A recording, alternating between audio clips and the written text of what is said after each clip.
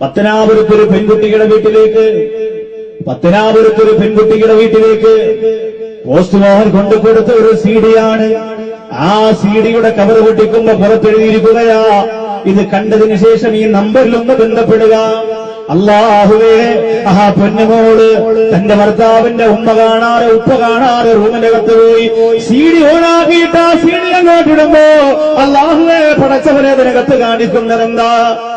കടലിനക്കരെ കഷ്ടപ്പെടുന്ന പ്രിയപ്പെട്ട ഭർത്താവ് വിവാഹം കഴിഞ്ഞ് 6 മാസം കഴിഞ്ഞിട്ട് ഗൾഫിൽ പോയവനാ.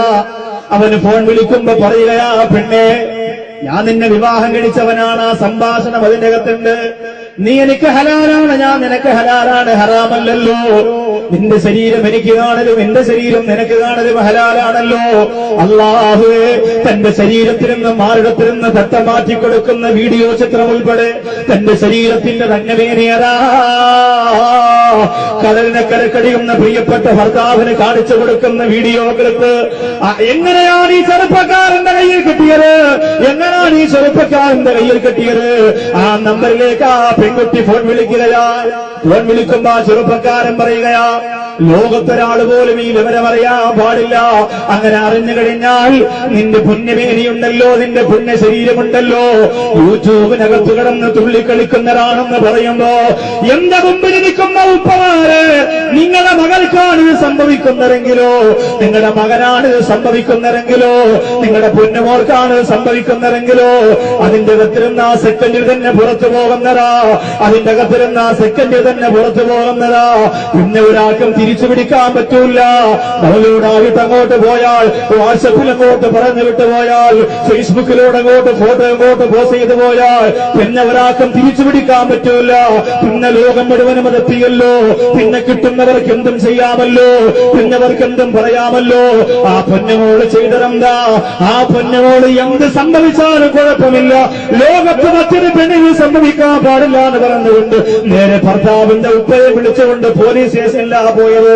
ആ നമ്പറിൽ വിളിച്ച് ആ സെക്കൻഡിൽ തന്നെ വരെ പോലീസ് അറസ്റ്റ് ചെയ്യുമ്പോ എന്റെ പ്രിയപ്പെട്ട ചെറുപ്പക്കാരാ, അവനോട് പോലീസ് ചോദിച്ചത് എങ്ങനെയാണ് സാധിപ്പിച്ചെടുത്തതെന്ന അവൻ പറയുക, തലച്ചോറുള്ളവർക്ക് കമ്പ്യൂട്ടറിന്റെ മുമ്പിൽ നിന്ന് ലോകത്ത് എന്തൊക്കെ നേടിയെടുക്കാൻ പറ്റുമോ, ഒരുപാട് ഫോൺ കോളുകൾ ചോർത്താൻ പറ്റുന്നതാ, ഒരുപാട് വാട്സപ്പ് വീഡിയോ മോഷ്ടിക്കാൻ പറ്റുന്നതാ, ഒരുപാട് വാട്സപ്പ് പേജ് മോശം നടത്താൻ പറ്റുന്നതാ.